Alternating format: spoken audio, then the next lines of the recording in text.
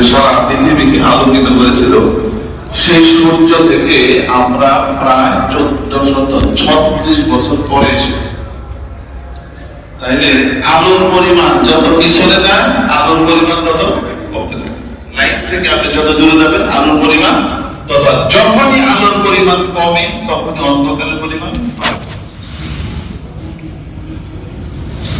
এই হাদিসের আলোকে আমরা এখন যে যুগে আছি, সেই যুগটা যে সমস্ত আলামত বিশেষ করে সবচেয়ে বেশি এসেছে হাদিস শরীফের মধ্যে, আশরাতুস সাআহ, এটা আলাদা অধ্যায় আছে সহিহ বুখারী 2য় খণ্ডের মধ্যে, মুসলিমের সব কিতাবে, এবং এই ব্যাপারে একাধিক কিতাব লেখা আছে।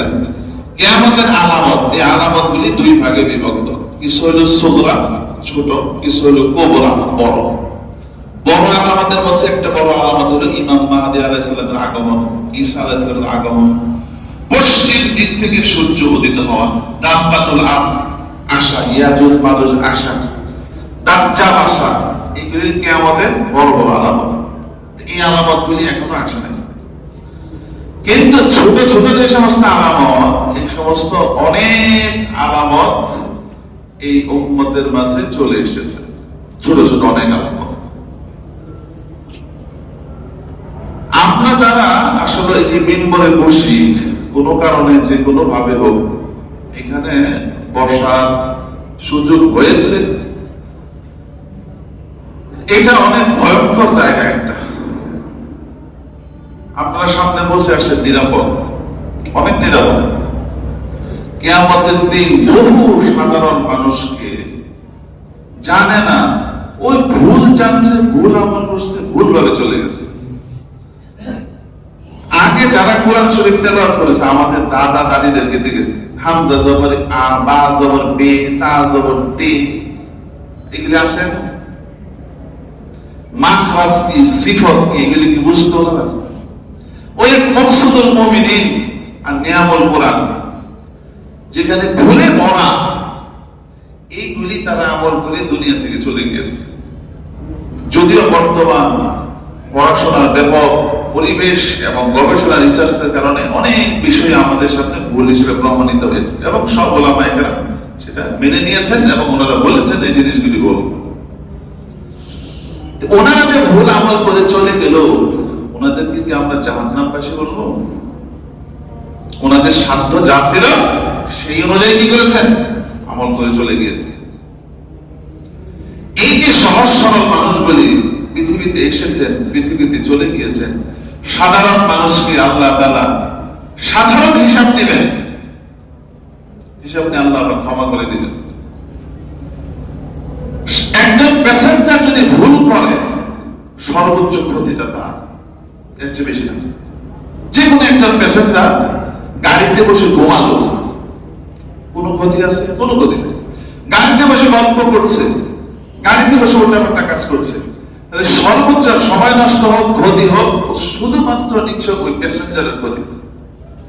কিন্তু একজন ড্রাইভার যখন গাড়িতে বসে ঘুমান, গাড়িতে বসে কন্ট্রাক্টরের সাথে আলাপ সালাপ করে, ইনকেস আল্লাহ না করুক এই গাড়িতে যদি দুর্ঘটনা ঘটে, কতগুলি মানুষের জীবন শেষ। গাড়িতে যদি 100 থাকে 100, যদি ট্রেন হয় 10,000 10,000, বিমান হলে, গাড়ি যত বড়, ড্রাইভিং যত বড়, তার ঝুঁকি তত বেশি। আমাদের অবস্থাটা অনেকটা এইরকম, অনেকটা এইরকম। সাধারণ মানুষ ইচ্ছাই হোক অনিচ্ছাই হোক, তারা ওলামায়ে কেরামকে অনুসরণ করে, যে কোনো ভাবেই হোক। কেন? কারণ এই যে আজকের মসজিদ, আজকের মাদ্রাসা, আজকের দাড়ি টুপি, আজকের নামাজ, আজকের কোরআনুল কারীম, যে প্রকাশনা বিভাগ কোরআন ছাপায়, এই প্রকাশনা বিভাগ কি কোরআন হেফাজতের জন্য ছাপায় না ব্যবসার জন্য? ব্যবসার জন্য। কেউ যদি কোরআন শরীফ না কিনে পয়সা দিয়ে, আপনি বের করেন তো কোন প্রকাশনা বিভাগ কোরআন কারীম ছাপাবে? বের করেন একটা প্রকাশনা দেখি, কার এত হিম্মত আছে। এটা যে আল্লাহর কিতাব, এটা আপনি কার কাছ থেকে পেয়েছেন? এটা যে আসমানি গ্রন্থ। আজকে যদি মনে করেন যে কেউ কোরআন কোরআনুল কারীমের মধ্যে কোন একটা সূরার মধ্যে আয়াত পরিবর্তন করে সেখানে ঢোকা, এটা কি আপনাদের ধরতে পারবেন? কেউ ধরার সামর্থ্য আছে? কোন একটা সূরাই বাদ দিয়ে দিল, কিংবা একটা সূরার সাথে আরেকটা সূরা স্থলাভিষিক্ত করা হলো, যেটা শিয়ারা করেছে। সূরা তো আলী, এরকম কোন সূরা আছে? আলী নামে একটা সূরা, আলী রাদিয়াল্লাহু তাআলার প্রতি এদের ভালোবাসা বেশি। আলী নামে একটা সূরা তারা শুরু করে দিল, আয়াতের মধ্যে বিভিন্ন ধরনের পরিবর্তন করে তারা কোরআনুল কারীম ছাপিয়েছে কোরআনের নাম।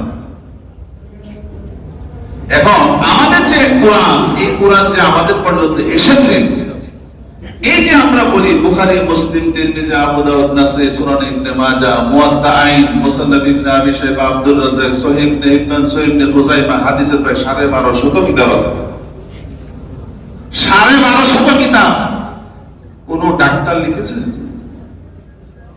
কাউকে খাটো করার জন্য না, দায়িত্বটা কি? কোন ইঞ্জিনিয়ার লিখেছে? আর লেখা কি সম্ভব? কোন ব্যারিস্টার লিখেছে? কোন অ্যাডভোকেট লিখেছে? কোন রাজনৈতিকবিদ লিখেছে? লেখা নাই। জীবনে খেয়ে না খেয়ে, পেটে পাথর পেতে, সামাজিক মূল্যায়ন সবকিছুকে বাদ দিয়ে জীবন যারা এই ইলমের পিছনে, কোরআন সুন্নাহর পিছনে বিসর্জন দিয়েছেন, যার কারণে আজকে কোরআন সুন্নাহ আমাদের পর্যন্ত পৌঁছেছে, তাদের ব্যক্তি দীক্ষার কারণে।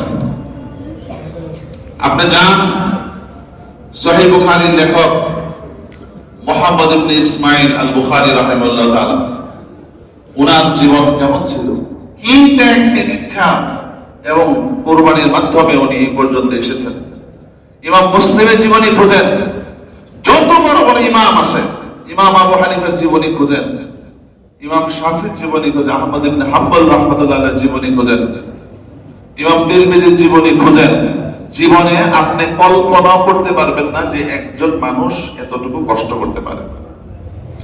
হাদিস অর্জন করতে গিয়েছেন একজনের কাছে, এখন হাদিসের দর্শে যদি বসা হয় তাহলে খাবারের ব্যবস্থা নাই, খাবার যদি অন্বেষণ করতে যায় হাদিসের দর্শ মিস হবে।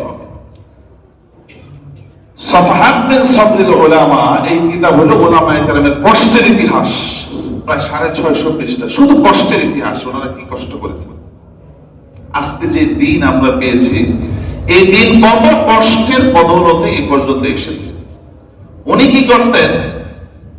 বাজার থেকে রাতের বেলা সন্ধ্যা পর্যন্ত বাজার, সন্ধ্যার পর থেকে নিয়ে বাজার থেকে আমরা যে তরমুজ খাওয়া হয়, তরমুজের যে পাকল, যে অংশটা মানুষ খায় না, শক্ত, এই অংশগুলি সংগ্রহ করতেন, রাতের বেলা সংগ্রহ করতেন। কারণ 10 দিনে তখন তো আলোর ব্যবস্থা ছিল না।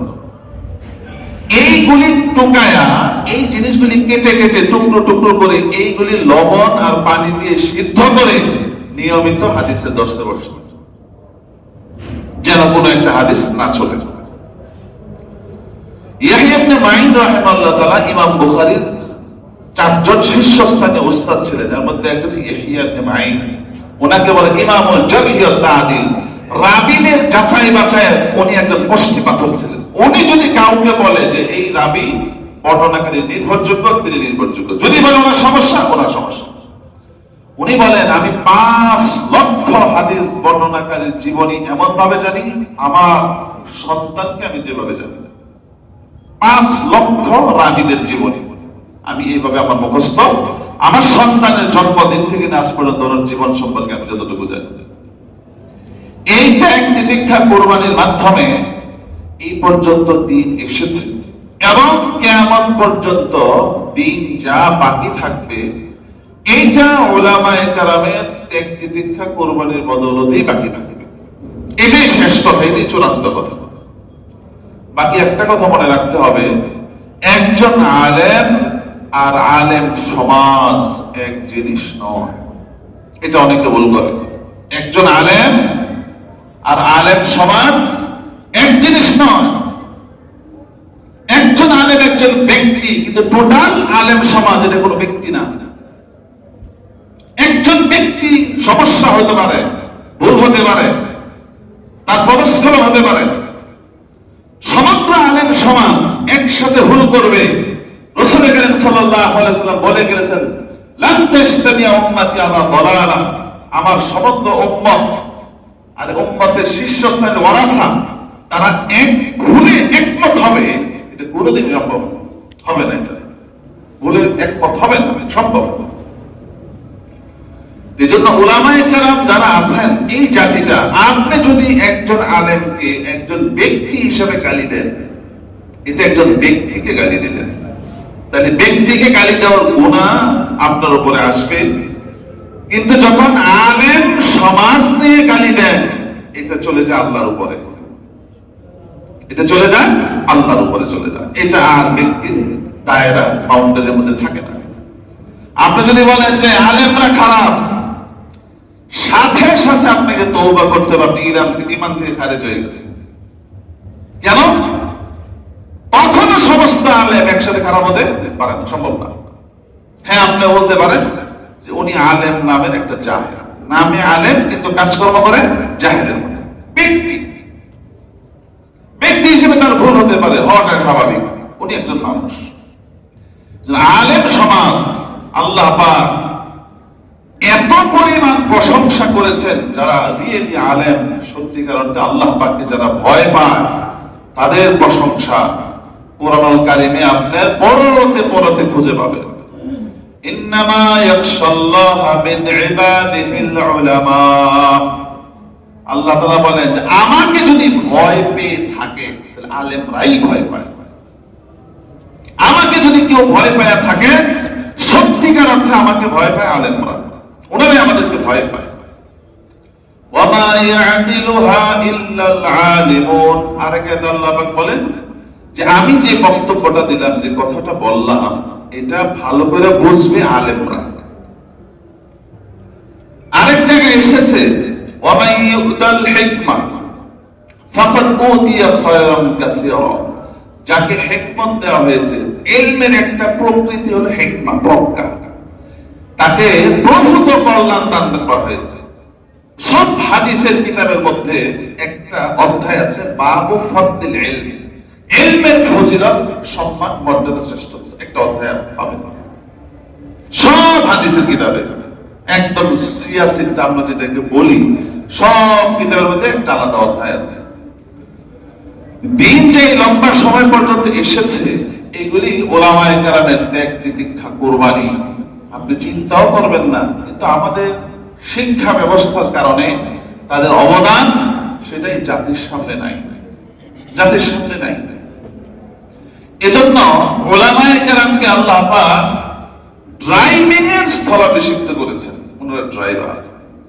এখন বলেন, প্যাসেঞ্জার ঘুমাতে পারে, প্যাসেঞ্জার গল্প করতে পারে, প্যাসেঞ্জার এই করতে পারে, সেই করতে পারে, কিন্তু একজন ড্রাইভার কি পারেন?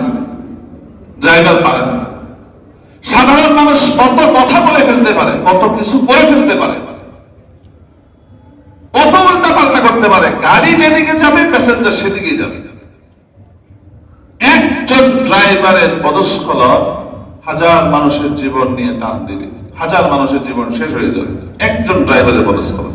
গাড়ি যত বড়, পদস্খলনের মাত্রা তত বেশি, তত বেশি।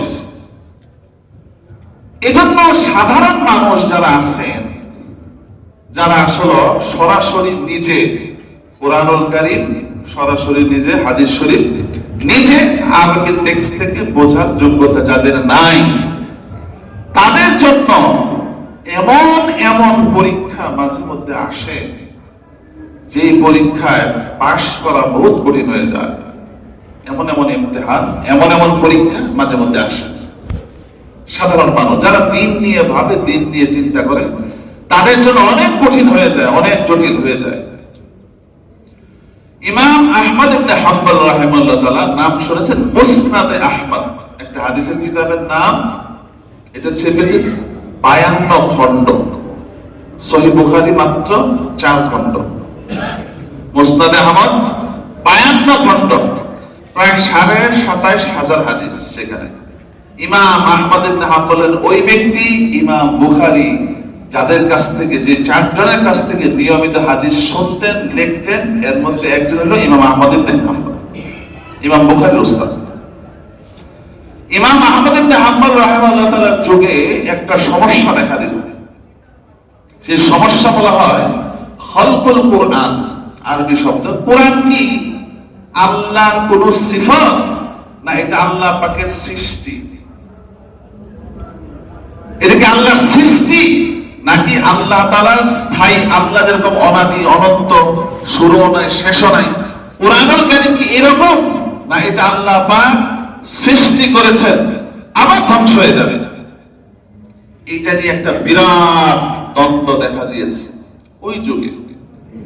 ইমাম আহমদ ইবনে হাম্বল রাহিমাহুল্লাহ তাআলাকে ওই সময় এই মাসআলা বলার কারণে উনি বলেন আল্লাহ অনাদি অনন্ত, সুতরাং তার কথা, তার সমস্ত গুণাবলী সেটাও অনাদি অনন্ত, তার শুরুও নাই শেষও নাই। কুরআনুল কারীম আমাদের কাছে এসেছে একটা সময়ে, কিন্তু কোরআনের অস্তিত্ব, আল্লাহর অস্তিত্ব যেদিন থেকে আল্লাহর অস্তিত্বের শুরু নেই, কুরআনুল কারীমের কোনো শুরু নেই। আল্লাহর অস্তিত্বের শেষ নাই, কুরআনুল কারীমের অস্তিত্বের কোনো শেষ নাই। আমাদের কাছে যেটা আছে এটা কোরআনের হইল শব্দ, কোরআনের শব্দগুলি আমাদের সামনে, এটা আপনি পড়াইলে পড়ে যাবে। এই কোরআন কোরআন না, কোরআন হলো যেটা আল্লাহ তাআলার কালাম। আল্লাহ যেরকম অনাদি অনন্ত, আল্লাহ পাকের কালাম অনাদি অনন্ত।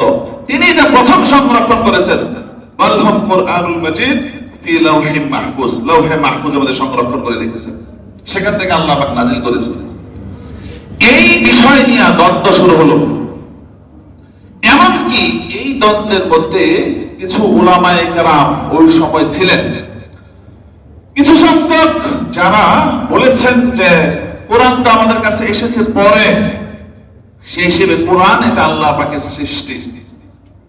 ইমাম আহমদ ইবনে হাম্বল রাহিমাহুল্লাহ সবকিছুর মোকাবেলায় উনি দাঁড়িয়ে গিয়েছেন যে কোরআন কখনো আল্লাহ পাকের সৃষ্টি হতে পারে না, কারণ আল্লাহর সিফাত আল্লাহর সৃষ্টি নয়, আল্লাহর সত্তার একটা ভাগ, আল্লাহর সত্তার একটা অংশ। যে জিনিস সৃষ্টি হয় এই জিনিস অস্থায়ী হয়, আল্লাহর কালাম কোনোদিন অস্থায়ী জিনিস নয়, এটা স্থায়ী জিনিস। ওনাকে রাষ্ট্রীয়ভাবে গ্রেফতার করা হয়েছে, প্রচন্ড নির্যাতন করা হয়েছে, চাবুক দিয়ে আঘাত করতে করতে শরীরের মধ্যে কালো দাগ পড়ে গিয়েছে, এবং এমন ব্যথা, এমন চিৎকার করত, শেষ পর্যন্ত সরকারের পক্ষ থেকে তার চিকিৎসার ব্যবস্থা করা হয়েছে। আর সরকারের চিকিৎসাটা কেমন হয় এটা বোঝেন। ওই জায়গায় অপারেশন করা হয়েছে, অপারেশন করে ওর ভিতরে আর একটা পচা গোশত রেখে সেলাই করে দিয়েছে। শেষ জীবন পর্যন্ত এই ব্যথায় ব্যথায় উনি ইন্তেকাল করেছেন, শাহাদাত বরণ করেছেন। চাবুক দিয়ে আঘাত করা হলো, উনি ওনার এই সিদ্ধান্ত থেকে ফিরে আসে নাই। আলের আবর্তনে প্রমাণিত হয়েছে ইমাম আহমদ ইবনে হাম্বল রাহমাতুল্লাহ আলাইহি যে মত ছিল, এই মতই আজকে সারা পৃথিবীর মানুষ একমত। কোরআন এটা আল্লাহ পাকের কোনো সৃষ্টি নয়, এটা আল্লাহ পাকের একটা স্থায়ী গুণবাচক বিষয়। এজন্য কোথাও কোথাও যখন মতানৈক্য হয়, দ্বন্দ্ব হয়, সংঘাত হয় উলামাদের মধ্যে, সাধারণ মানুষ তখন কি করবে? কি করবে সাধারণ মানুষ? সাধারণ মানুষ কি এই জায়গায় জাস্টিফাই করার মতো যোগ্যতা তাদের কি আছে? তারা কি পারবে? তারা পারবে না। এই জায়গাগুলি এই জাতির জন্য অনেক ভয়াবহ বিষয়, অনেক ভয়াবহ। এই শিরোনামে এখন আমাদের দেশে, শুধু আমাদের দেশে না, সারা বাংলাদেশেই যে বিষয় নিয়ে আমি আসলে কথা বলতে টোটাল ইন্টারেস্টেড ছিলাম না, এবং খুবই আমার স্বভাবের বিরুদ্ধে।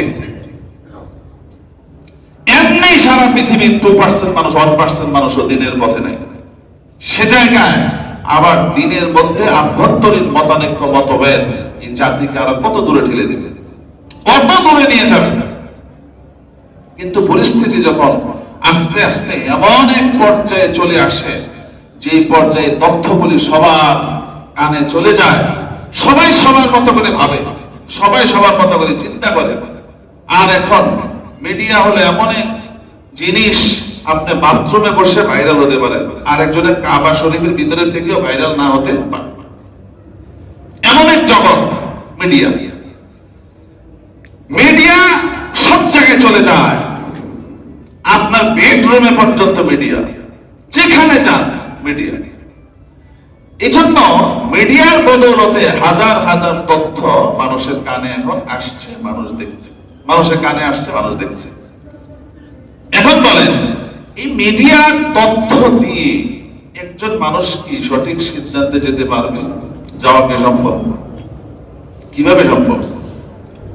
শেষ পর্যন্ত অবস্থা এমন হয়, সাধারণ মানুষের জীবনে এমন এক পরীক্ষা আসে, তারা এক পর্যন্ত বলে, এমন এক কথা বলে ফেলে যে সমস্ত কথা বলার কারণে তাদের ঈমানের মধ্যে সমস্যা চলে আসে, সে জানেও না, এমন এমন মন্তব্য করে ফেলে।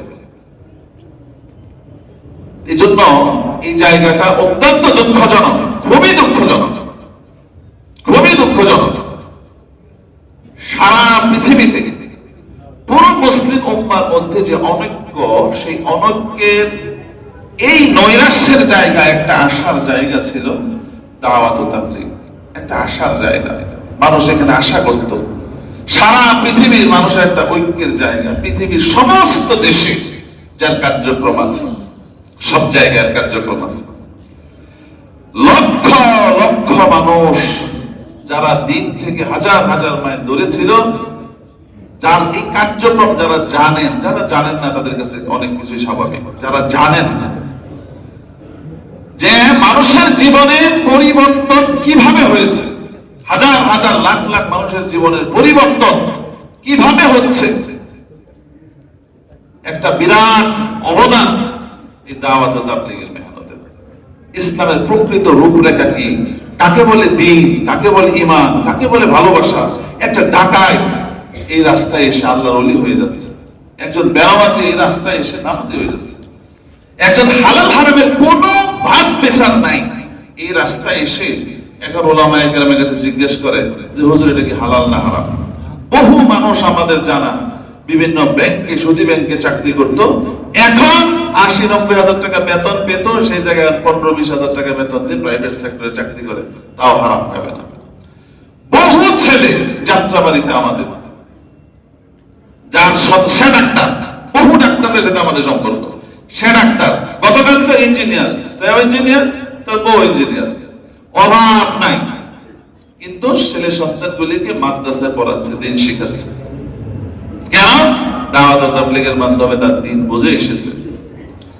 এভাবেই সারা পৃথিবীতে একটা ধারা চলে আসছে, মানুষের মধ্যে আন্তরিকতা, মেহনত, ভালোবাসা। একজন যদি হাঁটতে গিয়ে শরীরের মধ্যে পা লাগে, নিয়ম ছিল যে ব্যক্তি পা লেগেছে, লাগিয়েছে, সে ক্ষমা চাবে যে ভাই আপনি ক্ষমা করে দিন, ভুল হয়ে গেছে। বরং যার শরীরে লাগছে সে বলছে ভাই আপনি কি ব্যথা পেয়েছেন না। এই ছিল আখলাক, এই ছিল চরিত্র। বড় বড় ডাক্তার, ইঞ্জিনিয়ার, আলেম ওলামা সব এক প্লেটে খাবার খাওয়া, এক প্লেটে কত ধরনের খাবার, এক প্লেটে খাবার খাচ্ছে। বিশাল বড় ডাক্তার খাবার পান করছে, বিশাল বড় ডাক্তার যাকে সিরিয়াল দেওয়ার জন্য বড় বড় হাসপাতালে যেতে হয়, সে মানুষের ঘরে গিয়ে মানুষকে ডাকছে দিনের দাওয়াত দেওয়ার জন্য, কিন্তু আমাদের চোখের সামনে। এইরকম একটা মেহনতের মধ্যে শয়তান কি বসেছিল? শয়তান বসেনি। এইরকম একটা মেহনতের মধ্যে একটা বিশৃঙ্খলা শুরু হয়ে গিয়েছে, একটা বিশৃঙ্খলা। বিশৃঙ্খলাটা এমন পর্যায়ে চলে এসেছে, এখন যদি চুপ থাকা হয়, কথা বলা না হয়, তাহলে অন্তত এখানে যারা নামাজ পড়তে আসেন তাদের কাছে আমি দায়বদ্ধ, তাদের কাছে আমি দায়বদ্ধ, আমাকে আপনারা ধরবেন। এজন্য আমি ইন্টারেস্টেড ছিলাম না কখনো এইগুলিতে। একবার একটা আলোচনা করা হয়েছে, সব সময় দুটো পক্ষের লোকের সাথে আমার সুসম্পর্ক আছে। খোদ আমাদের মাদ্রাসা একাধিকবার তাদের লোক এসেছে, আমি অত্যন্ত দরদের সাথে, আন্তরিকতার সাথে আমি কথাগুলি বলেছি যে এই পয়েন্ট, এই পয়েন্টগুলি আপনার মত কি? তো না, এটা তো আসলে মানার বিষয় না। যদি মানার বিষয় না হয় তাহলে এটার সমাধান কি? আমাকে প্রস্তাব দিয়েছে যে চলেন আপনাকে আমি নিজামুদ্দিন নিয়ে যাই, ওইখানে গিয়ে আপনি আলোচনা করবেন। আমাকে প্রস্তাব দেওয়া হয়েছে। আমি তখন বললাম যে হাতি ঘোড়া গেল তল, আমার মতো চামচিকা যদি বলে যে কত জল, এটা তো আসলে বোকামি ছাড়া কিছুই না। কারণ যে জায়গা থেকে সমস্যা সেই জায়গা থেকে তো পৃথিবীর শ্রেষ্ঠ আলেমরা বসে আছে, তারাই তো বের হয়ে যেতে হয়েছে। আমি কি করবো এখানে? আমি সেখানে কি করবো? এজন্য এটা বলতেও ইতস্ত লাগে। এখন সবচেয়ে বেশি ক্ষতিগ্রস্ত হচ্ছে সাধারণ মানুষ। হৃদয় দিয়ে ভালোবাসে, আসলে দিয়ে ভালো মানুষ, আন্তরিক মানুষ, একমাসের সাথে এই কাজ করে। বহু অর্থ সম্পদ এই রাস্তায় সে খরচ করেছে, আখলাক ভালো, চরিত্র ভালো, ব্যবহার ভালো, কিন্তু যে কোনো ইস্যুতে এখন তাদের সাথে সম্পৃক্ত। কেন? এর অনেকগুলি কারণ আছে। কেন? আমি এই পর্যন্ত বহু মানুষকে, আমি জন্য বলি যে কোনো জিনিস, কোনো তথ্য না জেনে আল্লাহর মেহেরবানিতে আমি কোনো কথা বলি না। কোনো কথা বাতাসের উপর শুনে শুনে কোনো কথা বলি না।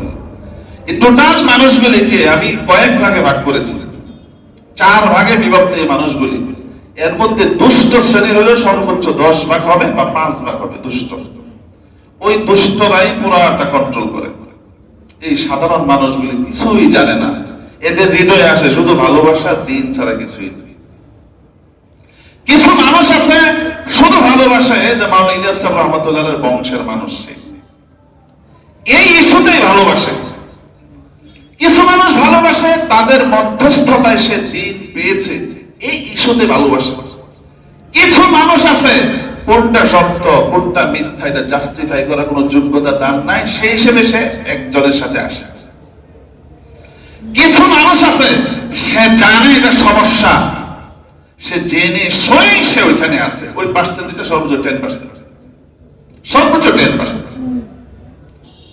এজন্য এতদিন চুপ থাকতে হয়েছে। কেন? আমি 10% মানুষের কথা বলবো, 90% মানুষ ক্ষতিগ্রস্ত হয়ে যাবে।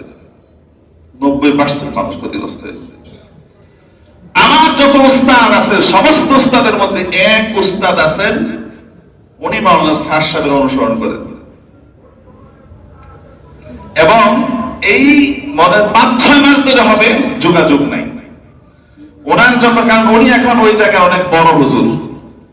হুজুর ব্যক্তিগতভাবে খুব ভালো মানুষ, অনেক বড় হুজুর।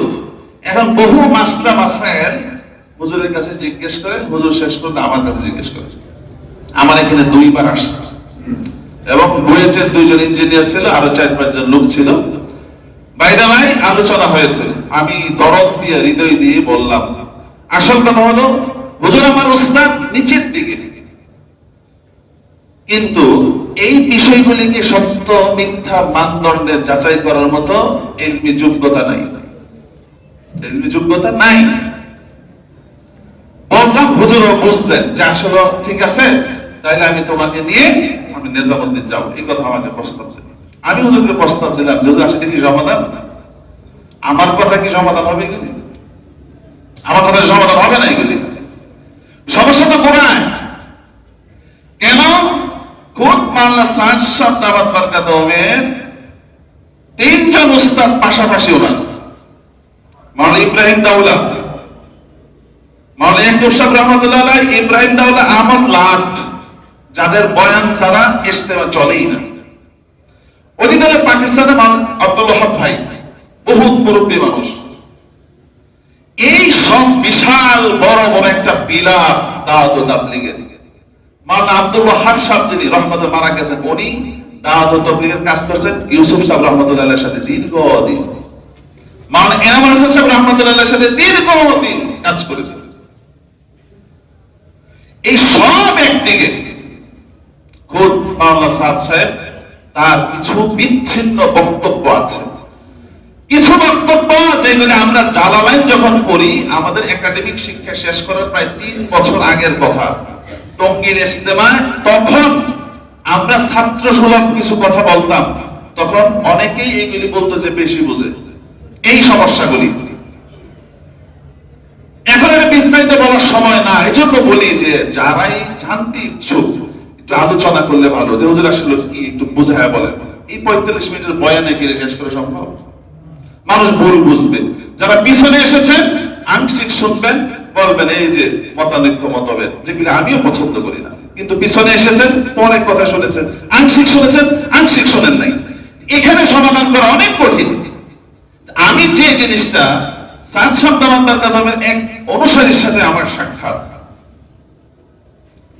উনি আমার পাশে বসা বাসের মধ্যে খুব আসক্ত। আমি ওনাকে একটা প্রশ্ন করেছি, সব বাদ দিলাম, আপনি আমাকে একটা প্রশ্নের উত্তর দেন। সাদ সাহেব যে বক্তব্যগুলি দিয়েছে এবং যে মতামত পেশ করেছে, এটা যদি ছাড়ে তাহলে কোনো গুনাহ হবে কিনা, যেটা ছাড়লে কোনো গুনাহ হবে কিনা বলেন। না, গুনাহ হবে না। যে জিনিস ছাড়লে গুনাহ হবে না, ওই জিনিস করার কারণে পুরো পৃথিবী ভাগ হয়ে গেছে, দুই ভাগে বিভক্ত। ছাড়লে তো গুনাহ নাই, এমন একটা জিনিস আমি ছাড়লাম যেটা ছাড়লে গুনাহ হবে না, উম্মতের বৃহত্তর স্বার্থে, সেটা উনি করতে পারছেন না কেন? এটা আপনার কাছে প্রশ্ন। উনিও নিশ্চুপ, উনিও নিশ্চুপ। আমি অন্য কিছু বলবো না আপনাকে।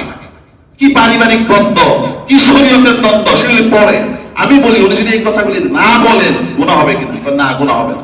যদি গুনাহ না হয়, এই কথাগুলি ছাড়লে গুনাহ হবে? গুনাহ হবে না। যে জিনিস ছাড়লে গুনাহ নাই, ধরলে উম্মতের মধ্যে বিরাট বিভাজন হয়, সেই জিনিসগুলি উনি কেন ছাড়ছেন? আমি সেটা আগেও বলেছি, এখনো বলছি। আমি এই কথাটা, যদি ওনার সাথে আমার সাক্ষাৎ হয় কোনোদিন, আমি এই কথাটাই বলবো যে আপনার ফয়সালা দেন যে এই কথাগুলি ছাড়লে গুনাহ হবে কিনা। গুনাহ নাই, কেউই বলে না, ওদের অনুসারে কেউই এটা গুনার কথা বলে না। যে জিনিসটা ছাড়লে গুনাহ নাই, সেই জিনিসটা করলে তো বিরাট সমস্যা শুরু হয়ে গেল। সেটা আপনার দিনের স্বার্থে, ঐক্যের স্বার্থে, বৃহত্তর মুসলিম কমিউনিটির স্বার্থে আমরা সেটা ছাড়তে পারলাম না কেন? সাধারণ মানুষ যারা আছে, এই ভাইদের প্রতি আমার অনেক আফসোস হয়, দুঃখ হয়, মনের ব্যথা হয়। কেন আপনারা একবার জিজ্ঞেস করেন, কেন বলেন যে হুজুর আপনি বসেন, আজকে আপনার সাথে আমার কথা আছে, কেন বলেন না? আমরা ধরেন যে কি সমস্যা বলতে হবে আজকে আমাদেরকে, বলেন, ধরেন। যদি আল্লাহর জন্য, আমি আপনাকে প্রশ্ন করি, নূহ আলাইহিস সালামের সন্তান, নূহ আলাইহিস সালামের সন্তান হওয়ার কারণে কি অনুসরণীয়? আমাদের প্রশ্নটাকে উত্তর দেন। নূহ আলাইহিস সালামের সন্তান, উনি নূহ আলাইহিস সালামের সন্তান যেহেতু, সেজন্য কি অনুসরণীয়? কেনান কি অনুসরণ করা হয়েছে? ইব্রাহিম আলাইহিস সালাম নবী, তার পিতা আজর, নবীর পিতা হওয়ার কারণে কি ওনার অনুসরণ করা জায়েজ আছে? তাহলে ইলিয়াস সাহেব রাহমাতুল্লাহ আলাইহি যদি নাতি হয়, নাতির ঘরের পুতি যদি পুতি হয়, ইলিয়াস সাহেব রাহমাতুল্লাহ বংশের হওয়ার কারণে এটা কি শরীয়তের দৃষ্টিকোণ থেকে অনুসরণের কোন পয়েন্ট? এটা বোঝে না কেন? কেন বোঝে না এই জিনিসটা? কেন বিরোধিতা করা হচ্ছে? ইস্যু তো শরিয়া বিষয়। যদি এরকম হইতো যে না, বংশের জিনিস বংশে আসে, নবীর বংশে কি নবুয়ত আসে? আল্লাহ পাক কি নবীর বংশে নবুয়ত দেন? আরেকজনকে দিতে পারে। ইলিয়াস রাহমাতুল্লাহর বংশের এই আল্লাহর বান্দারা, ওনারা এই কথাটা বেশ করে মাঝে মধ্যে যে দাওয়াত ও তাবলীগ এটা ওনাদের বংশধারায় চলে আসছে, এখন অন্যরা নিয়ে যেতে চাচ্ছে। এটা দাওয়াত ও তাবলীগ কি কারো পারিবারিক সম্পদ? এটা কোনো পারিবারিক সম্পদ? আপনি যদি মনে করেন একজন মুসলমান, আপনি কোরআন হাদিস কিনে ব্যক্তিগত টাকা দিয়ে এখন ইসলামের দাওয়াত শুরু করে দিলেন, আপনার ব্যক্তিগত ব্যাখ্যা যেগুলি সবার সাথে সাংঘর্ষিক, আপনি যদি বলেন আমি যা মনে চাই তা করব, আপনারা যা মনে চাই তা করেন, এই কথা কি বলা সঠিক? কারণ ধর্ম কি ব্যক্তিগত বিষয়? আমি যা মনে চাই তা করবো, এটা আপনি পারবেন না, আরেকজন বলবে এখানে, আপনাকে ভেটো দিবে এখানে। এখন মাওলানা সাদ সাহেব এই বংশের হওয়ার কারণে অনেকে ওনাকে মহব্বত করে, ভালোবাসে, ওনাকে অনুসরণ করে। এই ভাইদের প্রতি আমার আফসোস, ওনাদের প্রতি আমার কোনো অভিযোগ নাই। কিছু মানুষ আছে ওদের মধ্যস্থতায় দিন পেয়েছে, ওলামাদের মধ্যস্থতায় পায় নাই সরাসরি, এই জন্য ওদের প্রতি দুর্বল।